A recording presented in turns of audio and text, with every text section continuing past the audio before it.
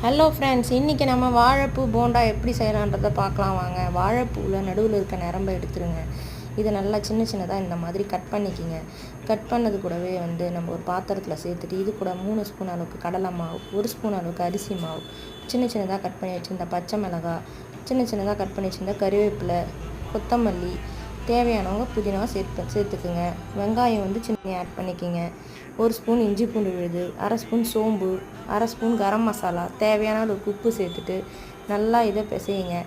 இப்போ பிசைஞ்சதுக்கு அப்புறமா தண்ணி ஊற்றி தேவையான அளவுக்கு போண்டா பதத்துக்கு ஏற்ற மாதிரி பிசைஞ்சிக்குங்க. ஃபைனலாக சோடா மாவு சேர்த்துட்டு இதை நல்லா மிக்ஸ் பண்ணிவிட்டு காஞ்ச எண்ணெயில் பெரிய உருண்டையும் இல்லாமல் சின்ன உருண்டையும் இல்லாமல் மீடியமான ஒரு உருண்டையில் போட்டு எடுங்க. பாருங்கள் எந்த அளவுக்கு சூப்பராக இருக்குது. குழந்தைங்க கூட இது மாதிரி செஞ்சு கொடுத்தீங்கன்னா வாழைப்பூ போண்டா விரும்பி சாப்பிடுவாங்க. நீங்களும் வீட்டில் ட்ரை பண்ணுங்கள். நம்ம ஈவினிங் ஸ்நாக்ஸ் நெக்ஸ்ட் வீடியோவில் பார்க்கலாம். தேங்க்யூ.